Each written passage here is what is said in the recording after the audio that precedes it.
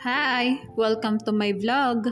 Ang video natin for today is Nestogen 2 versus Bonamil na parehas na pang 6 to 12 months old. We will base our review on the nutrition facts per 100 grams of powder.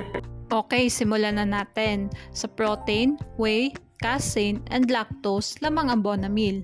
Samantalang lamang naman ang Nestogen sa carbohydrates, linoleic acid, linolenic acid, and sugar. At walang naka-indicate dito na whey at casein.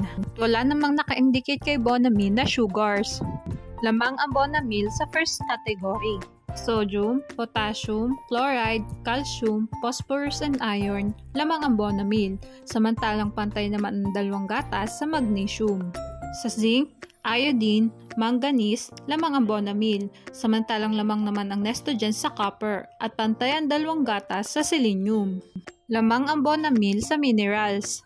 Sa vitamin A, carotenes, vitamin D, vitamin E, vitamin K, vitamin B1, vitamin B6, and vitamin B12, lamang ang Bonamil. Samantalang lamang naman ng Nestogen 2 sa vitamin B2 at wala itong carotenes.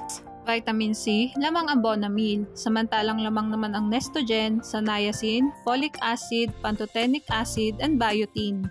Lamang ang Bonamil sa vitamins. Meron ding mga nucleotides na amino acid ang Bonamil na wala ang Nestogen. Sa price naman na kinuha ko sa Lazada, mas mura ang Nestogen kahit mas mabigat pa ito ng 0.1 kg. Summary nga ng vlog natin ngayon ay sa first category, minerals, vitamins, and others, lamang ang Bonamil.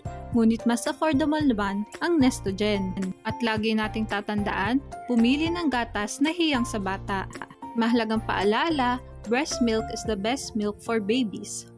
Hanggang dito na lang po ang vlog ko. Thanks for watching. Please like and subscribe for more videos.